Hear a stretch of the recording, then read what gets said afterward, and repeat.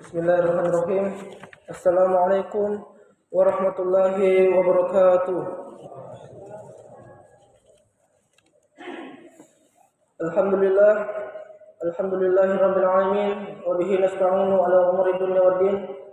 Wassalatu wassalamu ala asyrafil anbiya'i wal mursalin sayyidina Muhammadin wa ala alihi wa sahbihi ajmain, amma ba'd. Puji syukur kita panjatkan atas kehadirat Allah Subhanahu wa taala yang telah memberikan kita nikmat kesehatan, nikmat kesempatan, dan yang paling penting adalah nikmat iman dan Islam, sehingga kita dapat hadir di tempat ini guna melaksanakan sholat isya secara berjamaah, dan insyaallah akan dilanjutkan dengan sholat tarawih secara berjamaah. Salawat dan salam tak lupa kita junjungkan kepada baginda Muhammad sallallahu alaihi wasallam sebagai nabi yang menjadi suri tauladan, uswatun hasanah bagi kita semua. Jemaah tarawih yang insyaallah dirahmati dan dimuliakan oleh Allah Subhanahu wa taala, mewakili panitia amalia Ramadan, izinkan kami untuk menyampaikan beberapa hal. Yang pertama yaitu laporan keadaan kas Ramadan 1444 Hijriah malam keempat tanggal 25 Maret 2023.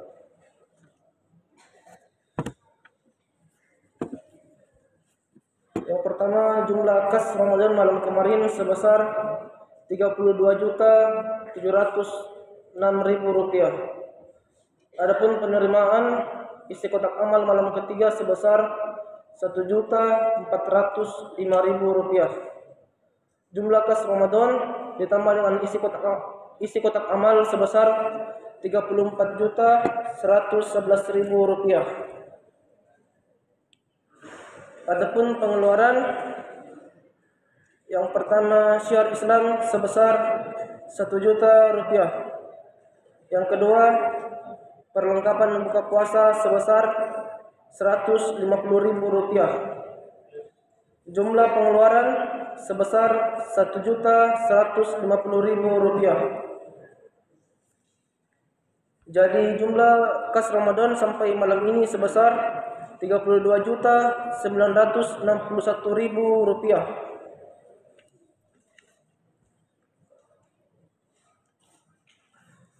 Baik, selanjutnya kami berterima kasih kepada ibu-ibu yang telah berpartisipasi menyiapkan buka puasa tadi sore. Semoga amal ibadahnya dapat dilipat gandakan oleh Allah Subhanahu wa taala. Selanjutnya mohon perkenannya kepada ibu-ibu yang kami sebutkan namanya untuk menyiapkan buka puasa besok sore. Yang pertama, Nyonya Haja Lukna Ahmad. Yang kedua, Nyonya Haja Asmawati Gusti Arif.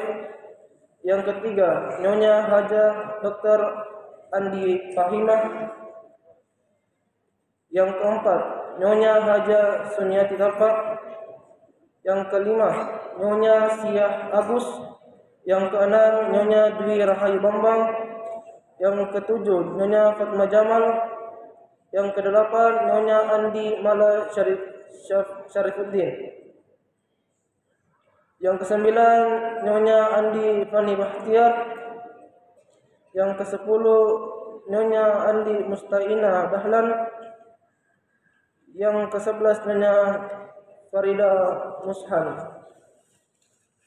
Baik, insyaallah yang akan membawakan ceramah tarawih pada malam hari ini ialah Ustaz Haji Irman SAG MSI dengan tema moderasi beragama. Kepada Al-Ustaz dengan hormat disilahkan. Assalamualaikum warahmatullahi wabarakatuh.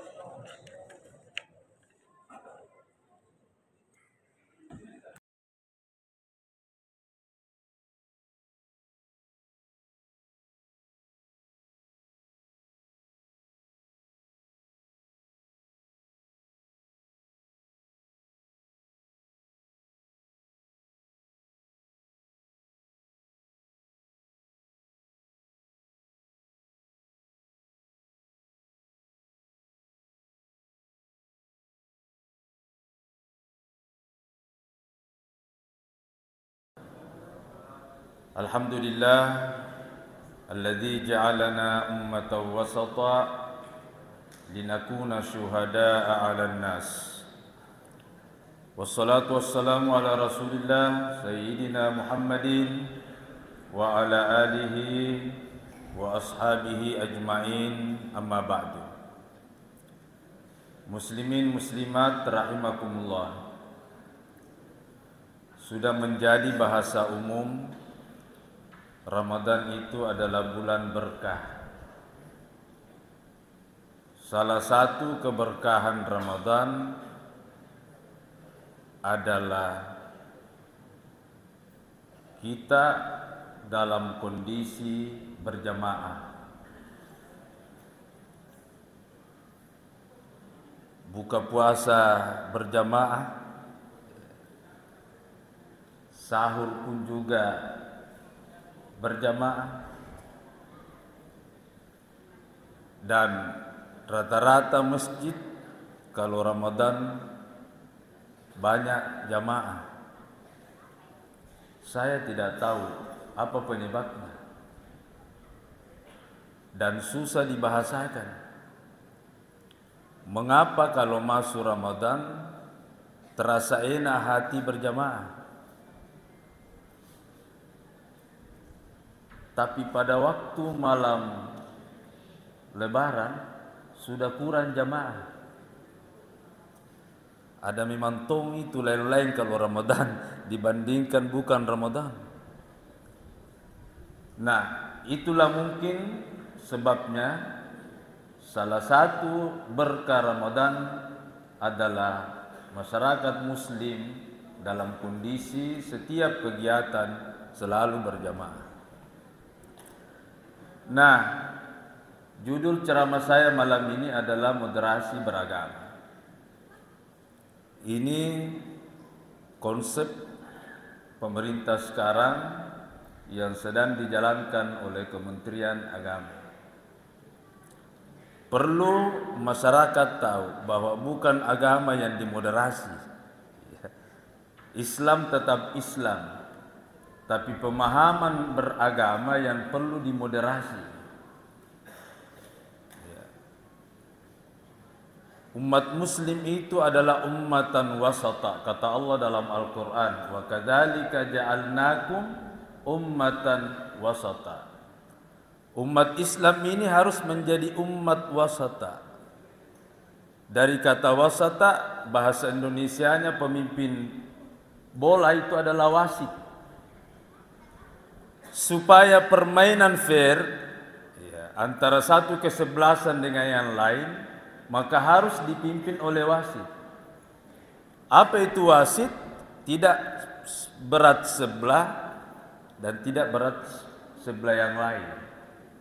Jadi umat Islam diharapkan di muka bumi ini bisa menjadi umat penyeimbang. Karena tidak boleh dipungkiri bahwa hidup di dunia selalu ada perbedaan. Jangankan di luar rumah, di dalam rumah saja sudah berbeda. Tidak mungkin sama suami dengan istri. Ya, tidak mungkin. Mengapa Islam melarang perkawinan sejenis? Ya.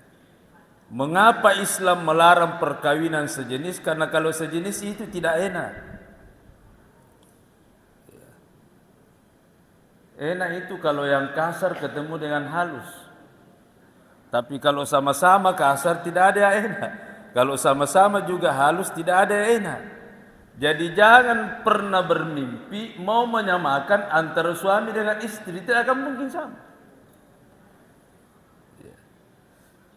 Nah, orang hebat kalau bisa hidup bahagia dan rukun, kalau tidak sama. Ya kan? Orang enak hidup kalau tidak sama, kalau sama-sama semua susah. Dan untung kita ditakdirkan oleh Allah tidak sama-sama. Seandainya laki-laki satu di pandangannya repot itu.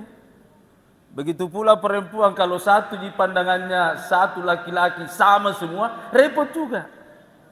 Kadang-kadang orang di sinetron itu bilang kenapa itu suaminya jelek, istrinya cantik.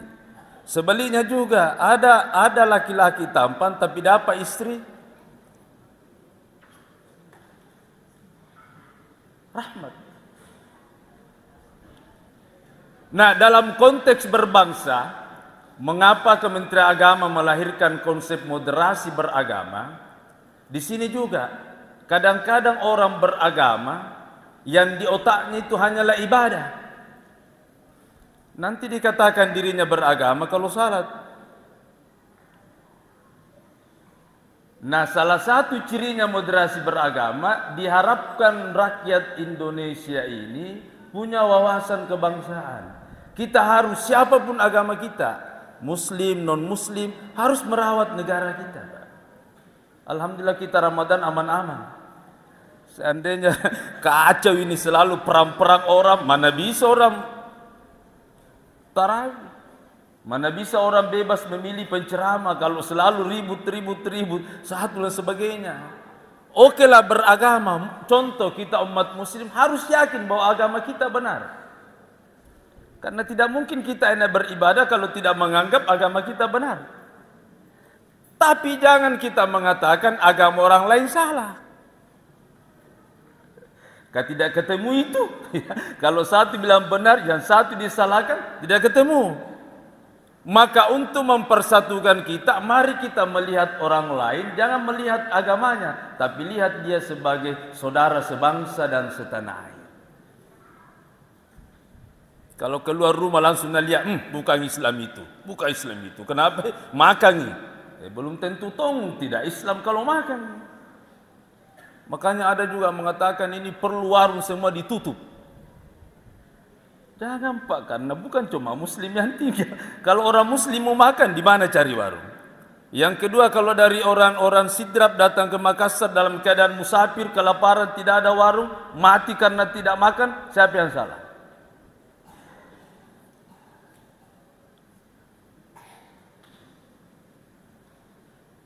Rasulullah SAW sudah mencontohkan hidup di Madinah, hidup rukun dengan Yahudi, dengan Nasrani, dengan apa, tidak ada. Maka lahirlah konsep moderasi beragama supaya kita tenang-tenang hidup di negara kita ini, di kampung kita ini. Jangan kita selalu melihat perbedaan itu sebagai permusuhan. Yang kedua, ciri-ciri moderasi beragama adalah diharapkan kita saling menghargai perbedaan. Contoh, ini sudah contoh, selalu itu dicontohkan Ustaz. Kalau salat subuh ada kunut, ada tidak kunut, tidak perlu diperdebatkan. Contoh tadi lagi, ya sudah salat ada yang mau berzikir, ada yang tidak mau doa berjamaah, no problem, tidak apa-apa. Yang salah itu kalau bilang, salah misalnya imam ini tidak baca doa berjamaah, salah imam. Nah, itu yang salah Pak. Ada ulama orang Sidrap dulu ya, yang pernah jadi ketua MUI Sulawesi Selatan, ya, Gurutta Kalisi Dendreng istilahnya, Pak Gurutta Muin. Dia mengatakan, kalau ada perbedaan pendapat dan masing-masing punya dalil, silahkan jalan. Orang bertanya, yang mana diikuti Pak Kiai? Yang mana hatimu merasa enak, itu diikuti. Karena beribadah ini harus gembira Pak. Ada tong itu beribadah. Pernah Umar bin Khattab tegur orang salat. Ada orang salat, ya istilah bicara gina, ya madodong Allah Bismillah. Umar bilang, bukan husuk di sini, husuk di sini ya, bukan husuk digerakkan Allah Bismillah. Jadi tidak boleh juga itu jadi imam yang terlalu khusyuk, kalau tidak ada dengar nanti yang di belakangnya. Kalau ada imam terlalu khusyuk, Allah Tuhan selalu naingat, tidak naingat makmum di belakang. Bahaya tong ini. Kalau tidak mau ruku imam begini, apa kita bikin di belakang? Ya, ataukah dia imam terlalu lama sujud karena mungkin ketemu dengan Tuhan waktu dia sujud, nah sampai 15-20 menit sujud, bagaimana perasaan makmum di belakang? Jadi mari kita beribadah, kalau ada perbedaan pendapat, mari kita mengikuti karena semua benar berdasarkan dalil argumentasi yang dia pakai. tinggal di mana perasaan kita enak, tapi jangan juga sembarang. Nah, contoh alhamdulillah tahun ini sama-sama taruh malam pertama. Ya. Tapi apakah sepakat? Tidak sepakat. Tidak sepakat itu. Dari teman Muhammadiyah, dia sudah bisa tentukan, Pak. Muhammadiyah itu sudah bisa tentukan sampai 100 tahun. Jadi tidak perlu ada namanya sidang-sidang kalau masuk Ramadan. Dia sudah tentukan memang tahun 2023, hari ini Ramadan, 2024, ini. Mereka juga punya argumentasi. Nah, kebetulan yang dipakai oleh Kementerian Agama berdasarkan sidang isbat. Ya. Jadi sidang isbat kebetulan malam Kamis terjadi satu Ramadan. Tidak semua sepakat. Tapi kemungkinan Lebaran nanti berbeda. Waktu saya ceramah di Timika ada orang bertanya, pernah itu tahun berapa itu sampai jam 11 malam baru kita tarawih. Kabar debat itu dalam sidang disotin di televisi. Ya, kalau di Timika itu jam 12 malam baru tarawih. Karena baru ada keputusan bahwa tidak jadi bukan besok Lebaran, lusa. Ada yang bertanya, Pak Ustaz, mana yang benar? Apa jawabanku ini di mimbar? Ya, Ustaz saya mau bertanya mana yang benar, besok atau lusa? Saya bilang jangan mau bertanya mana yang benar. Yang penting malam ini setan pusing. Bilang kenapa nak pusing setan Pak Ustaz? Saya bilang kan ada hadis Nabi. Kalau Ramadan itu ditangkap ki setan. Toh? Ditangkap tuh kalau Ramadan. Dibelenggu setan. Nah kenapa nak pusing setan malam ini? Pusing bilang, apakah besok sudah lepas atau lusa saya lepas? Nah selama kita berbeda dan masing-masing punya pandangan, punya dalil, ya mari kita menghargai perbedaan itu. Mari kita, yang susah itu berbeda, kalau ada pendapatnya anak muda bilang, mana yang terlambat Ramadan itu diikuti. Yang kedua nak cari lagi mana yang cepat. Lebaran itulah itu dia, itu tidak ada dari ini. Ini dari perasaan ya. Ini dari perasaan. Artinya mari kita pakai satu. Kalau umpama kita pakai malam ini, oke, silakan. Kita lagi ikuti lagi itu. Nanti dia Lebaran apa? Itulah kita ikuti. Yang salah itu pasti jemput. Artinya mana-mana menguntungkan di situ lagi. Ini namanya tidak ada perbedaan, tidak istiqamah ya, tidak konsisten. Jadi banyak sekali perbedaan pendapat di antara kita. Banyak masalah puasa, masalah zakat juga nanti itu berbeda pendapat. Zakat fitrah ada yang tidak membayar dengan uang. Dia bilangkan Nabi bilang zakat fitrah itu berdasarkan apa yang dimakan. Kalau beras makan beras ya silakan, tapi jangan juga salah kayak mau pakai uang. Sebenarnya beras juga tapi diuangkan. Baru-baru kemarin kami rapat, saya bisa ini sebelum keluar pengumuman. Kalau di Makassar ini setelah diteliti harga beras ada namanya kelas 1, kelas 2, kelas 3. Kalau kelas 1 yang sudah beras bagus itu zakat fitrahnya nanti kurang lebih Rp50.000 satu orang. Kalau diuangkan, kalau diberaskan 4 liter. Si gantang, bicara orang insiden dan si gantang 4 liter. Kemudian yang kedua yang menengah itu 44.000 satu orang. Kemudian yang paling bawah itu 36.000. Tapi kalau ada lagi mau, karena ada orang bilang, mahal saya beras ke rumah. Jadi kalau ada juga bilang beras apa yang kita makan, berapa harganya pada kita beli dan kita makan dalam Ramadan, begitu pula nilainya yang kita keluarkan. Siapa tahu ada makan beras dari luar negeri yang 500.000 per liter. Ya, beras Thailand berarti satu orang 2 juta. Baik, berpikir mutanya. Kalau mau zakat fitrah yang nak pakai bahaya itu adalah harga beras orang miskin. Ya, ini namanya mengakali agama. Ya, sama Tumi itu ada ibu sudah 90 gram emasnya, sudah harus keluar zakatnya. Tapi ada pendapat bilang kalau cukup 1 tahun tidak keluar di zakatnya. Jadi satu hari sebelum jatuh tempo zakat hartanya, dia pergi belanja sepotong. Nah, bila tidak nak kena Pak Ustaz zakat tidak 90. Kalau niat tak betul mau belanja, oke. Tapi kalau mau mengakali supaya selamat dari zakat, itu namanya tidak boleh mengakali agama. Sama dengan agama mengatakan siapa suami yang menarik istrinya sampai talak 3 kali, maka tidak boleh rujuk. Boleh rujuk, tapi sudah dibersuami istri kita, kemudian dia cerai dengan suaminya, baru kita kembali boleh. Natur milani, kan laki-laki, kami ini tiba kasih istri kuat, tapi kalau sudah kawin cerai, tapi masih mau kembali, ya, masih mau kembali. Nah, ini namanya mengakali agama. Ini namanya mengakali agama. Tapi pernah tuh terjadi. Suami itu laki-laki kami istri kuat, kalau sudah mau kawin cerai kok. Sekalinya sudah kawin, istrinya tidak mau diceraikan. Nah, ini lagi yang mau dan bayar. Diri yang sabar. Itu motivasi. Kemudian ketiga, moderasi beragama, jangan ada kekerasan. Jangan kita yang hebat agama, kita juga menjadi hakim sendiri, tidak boleh. Tidak boleh.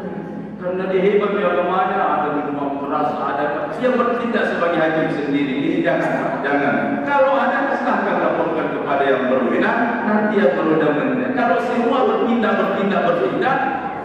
kacau nanti jadinya. Dia bilang, satu itu apa-apa, tidak mungkin jujur, tidak kita sampai di sana semua. Kalau memang tidak jujur itu aparat dunia pasti tidak dapat tunggu di hari kiamat. Mengapa harus ada hari akhirat? Mengapa? Karena tidak ada jalan kita dapatkan keadilan sesungguhnya di dunia, maka di akhirat nanti keadilan sesungguhnya. Karena biasanya keadilan berdasarkan kemauan kan, tapi jangan juga bilang begitu belum tentu perasaan dan dia bilang. Kemudian terakhir, moderasi beragama. Mari kita menghargai budaya yang berkembang.